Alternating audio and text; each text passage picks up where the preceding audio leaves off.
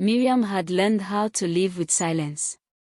Not the peaceful kind that settles over a room at night, but the heavy kind, the kind that follows prayers that seem to rise no higher than the ceiling. For years she had prayed the same prayer every morning before work and every night before sleep.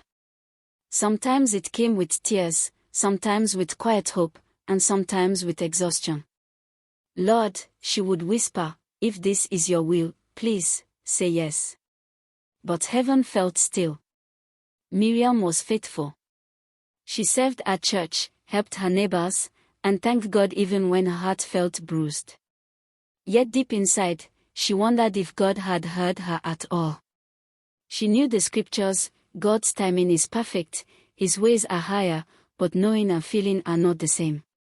One evening, after a particularly long day, Miriam sat alone in her car outside her apartment.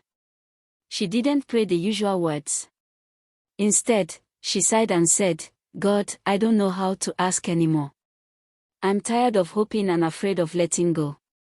If you're silent, teach me how to listen.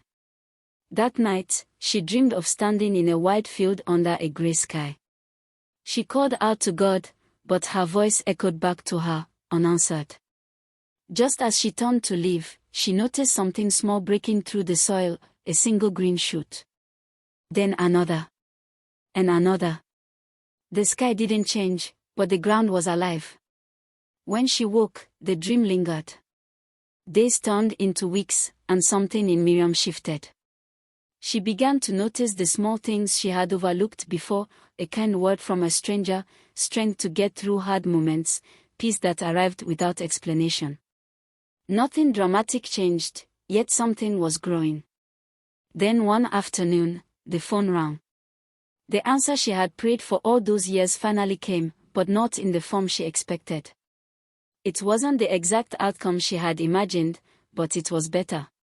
Deeper. Wiser. It closed doors that would have broken her and opened ones she hadn't dared to ask for. Miriam sat on her couch, tears streaming down her face, overwhelmed not just by relief, but by understanding. God had not been saying no, God had not been ignoring her. God had been preparing her. And now, at the right moment, in the right way, God said yes. Not just to her prayer, but to her becoming. Miriam bowed her head and smiled through her tears. Thank you, she whispered, knowing at last that every silence had been filled with love, and every delay had been a promise unfolding all along.